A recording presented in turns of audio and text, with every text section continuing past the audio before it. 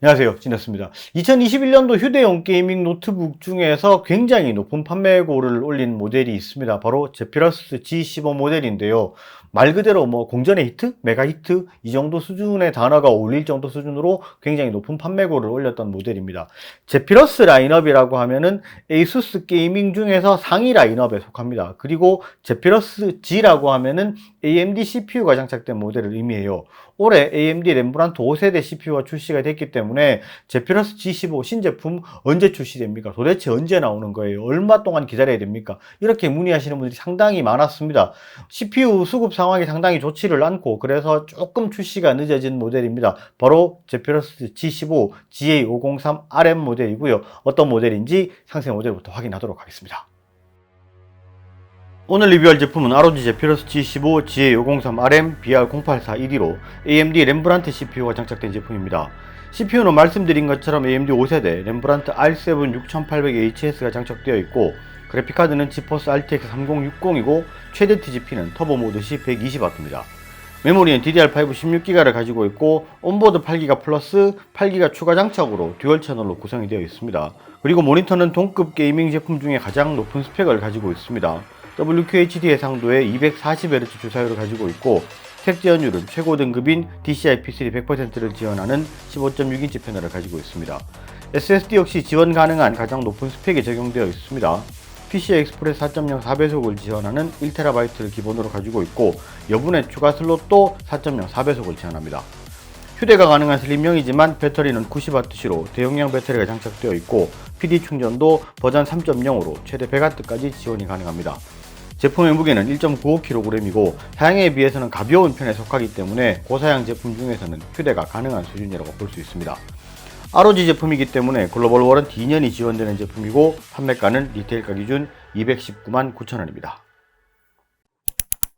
인트로 영상에서 보셔도 그렇고 실제로 사양을 봐도 그렇고 이게 좀 바뀐 것 같기는 한데 이게 정확히 뭐가 바뀌었는지 잘 모르겠다라고 느끼시는 분도 있을 거고 이게 외관만 봤을 때는 이거 저번 거랑 그냥 똑같은 거 아닌가, 이 바뀌었다는데 이게 뭐가 바뀐 거지? 그냥 그대로 재탕 아닌가, 이렇게 말씀하시는 분도 있을 겁니다. 사양부터 비교해보면 조금 많이 달라진 부분이 있습니다.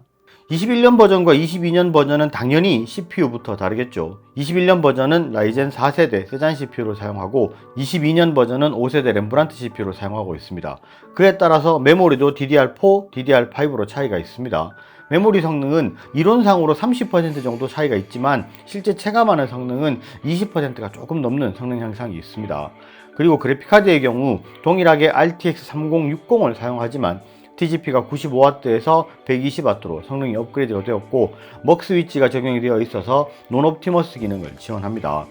CPU가 바뀌었기 때문에 전반적인 시스템 버스 속도도 올라갔습니다. SSD도 PCI Express 3.0이었던 것이 22년 신제품부터는 4.0을 지원하기 때문에 기본적인 시스템의 속도가 조금 더 빨라졌습니다. 모니터의 경우도 WQHD 해상도라는 건 같지만 주사율 165에서 240Hz로 업그레이드가 되어서 화면이 훨씬 더 부드러워졌습니다.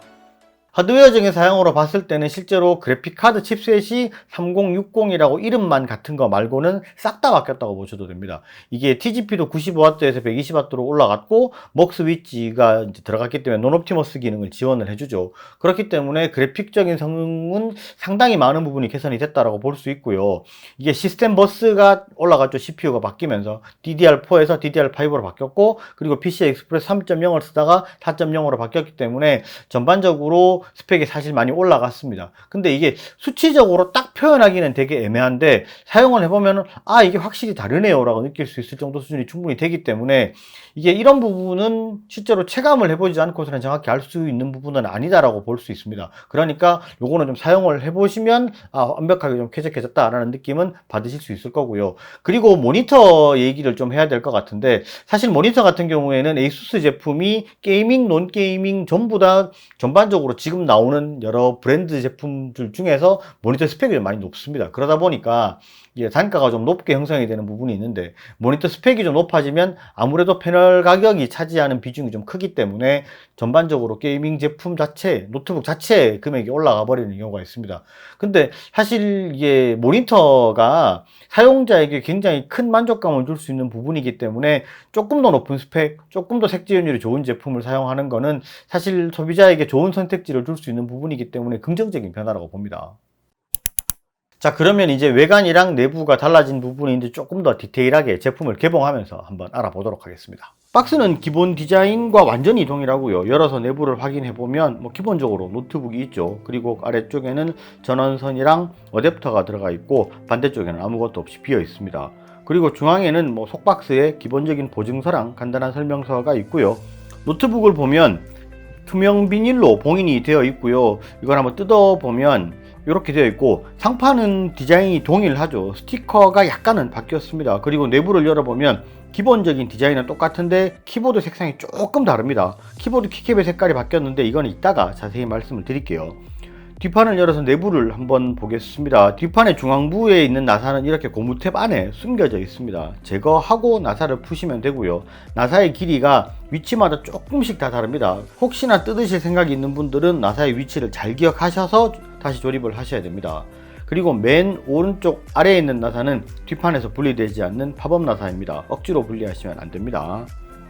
뒷판을 드러내면 내부에는 이전 버전의 구조랑 완전히 동일하다고 볼 수 있어요. 딱 하나 다른 것은 실제로 눈으로 보이진 않는데 쿨러가 이전 세대보다 업그레이드가 되었기 때문에 엄밀히 따지면 쿨링 시스템은 업그레이드 되었다고 볼 수 있습니다. 그리고 제피러스 내부를 볼 때 항상 하는 이야기지만 이 CPU 쪽과 그래픽카드 쪽의 열이 메모리와 SSD 쪽으로 넘어오지 않도록 이렇게 메인보드에 벽처럼 설치가 되어 있죠. 타 브랜드에서는 이런 모습을 볼 수 없는데 발열 관리에 대해서는 진심이 느껴지는 그런 부분이죠. 그리고 추가로 한 가지, 웹캠이 추가가 됐어요. 코로나 이전에는 웹캠이 점점 사라지는 분위기였는데 이제는 반드시 필요한 아이템이 되어버렸습니다. 키보드 부분을 조금 부연 설명을 하자면, 전작 같은 경우에는 키보드 백라이트가 흰색이었고 키보드 키캡이 완전 블랙으로 무광으로 도색이 되어 있었어요. 그런데 올해 이제 2022년도 신제품 같은 경우에는 키보드 백라이트가 RGB LED로 바뀌었습니다. 레인보우 스타일은 아니지만 단색으로 순환이 되는 스타일로 바뀌었고, 실제로 키캡 같은 경우도 보시면 약간은 유광 같은 느낌으로 바뀌었을 거예요. 이게 도색이 조금 업그레이드가 됐습니다. 예전 제품 같은 경우에는 사용을 하다 보면 오래 사용하면 키보드에 도색이 벗겨지면서 이렇게 좀 투명한 키캡이 드러나거나 하얀 키캡이 드러나고 좀 따라버리는 그런 것들이 좀 있었는데, 그런 것들이 굉장히 많이 덜해졌습니다. 도색이 조금 단단하고 좀 업그레이드가 많이 됐다고 하더라고요. 그래서 그런 부분은 좀 내구성이 훨씬 더 좋아졌다라고 볼 수 있고요. 이제 이런 부분 간단하게 쭉 살펴봤으니까 이제는 전체적인 성능을 한번 살펴보도록 하겠습니다. 이제 시네벤치부터 블렌더까지 간단하게 훑어봤으니까 쭉 한번 보도록 하겠습니다. 시네벤치 점수부터 먼저 살펴보겠습니다. 터보 모드 테스트 시 멀티코어가 14235점, 싱글코어 1534점으로 이전 세대보다는 성능 향상이 있는 편입니다. 지난 세대의 R9 5900HS보다 성능이 좀 더 높게 나오죠. 파이어 스트라이크 점수도 확인 한번 해보겠습니다. 그래픽 스코어 21849점, 피지컬 스코어 26977점, 컴바인 스코어 1381점, 토탈 스코어 2193점을 기록했고요. 실제 게임 성능의 척도라고 볼 수 있는 컴바인 스코어는 올해 출시된 스트릭스나 스카와 비교를 해도 거의 차이가 나지 않는 모습을 보이고 있습니다. 그리고 블렌더의 경우는 다른 CPU를 가진 여러 노트북과 비교를 한번 해보도록 하죠. 먼저 시크릿 디어에서는 성능 모드에서 396초 74, 터보 모드에서는 348초 18을 기록해서 상당히 우수한 성능을 보여줬고요.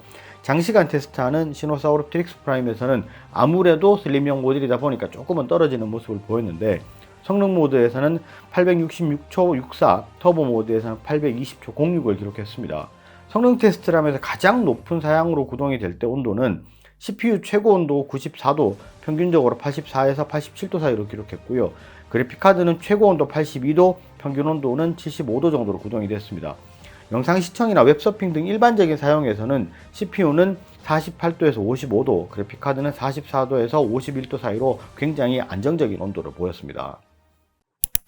전반적인 성능을 살펴봤는데 실제로 이게 슬림형 제품치고는 스펙이 너무 높은 편에 속하는 제품이죠. 그러다 보니까 이게 발열 제어나 이런 부분에서 조금 여러 가지 좀 고민들 하시는 부분이 분명히 있을 겁니다. 게이밍 노트북을 구매할 때 제품의 성능이랑 그 다음에 발열 제어랑 무게 요 세 가지 사이에서 굉장히 좀 고민을 하시는 분들이 많을 겁니다. 이게 좀 발열 제어가 잘 된다 싶으면 제품 덩치가 크고 조금 두껍고 무거워서 휴대성이 떨어지는 부분이 좀 있고, 조금 휴대하기 좋게 좀 가볍다 싶으면 좀 슬림하기 때문에 발열 제어가 잘 안 되는 그런 부분에서 항상 고민이 좀 있으셨을 텐데, 이 제품 같은 경우에는 그런 부분에서는 굉장히 균형이 좀 잘 잡혀 있는 그런 모습을 보였습니다. 그리고 한 가지 중요할 수 있는 부분, 제피러스 G15 같은 경우에는 AMD CPU가 장착이 되어 있습니다. 그러니까 윈도우 11보다는 윈도우 10을 사용하시는 걸 저는 개인적으로 조금 더 권장을 합니다. 아무래도 CPU의 구조 자체가 11보다는 10에 최적화가 되어 있는 부분이 있기 때문에 11을 사용하시는 것보다 10을 사용하셨을 때 조금 더 성능이 잘 나온다, 이렇게 말씀을 드렸고, 이 부분에 대해서는 제가 굉장히 자세하게 다룬 영상이 있습니다. 그 영상은 제가 위쪽에 링크를 달아 놓을 테니까 그거로 참고하시면 될 것 같고요. 지금까지 제피러스 G15, GA503, RMBR0841 이 제품에 대해 살펴봤는데, 휴대가 가능한 게이밍 노트북으로 봤을 때는 전체적으로 제품의 균형이 좀 잘 맞는 제품이다 라고 볼 수 있고, CPU랑 그래픽카드 사양이 높고 모니터 스펙까지 상당히 높기 때문에 고사양 게임용으로도 충분하고, 3D 그래픽 작업을 하시거나 영상 편집을 하시는 분께도 충분히 추천해 드릴 만한 모델인 것 같습니다. 제품의 구매 링크는 제가 영상 하단에 달아 놓을 수 있도록 하겠습니다. 이거 이외에도 다른 궁금한 사항이나 이런 부분이 있으시면 언제든지 댓글 주시면 제가 댓글로 답을 드리도록 하겠습니다. 오늘 영상은 여기까지 하고요. 영상이 좋으셨으면 좋아요, 구독 꼭 부탁드리겠습니다. 감사합니다. 지냈습니다.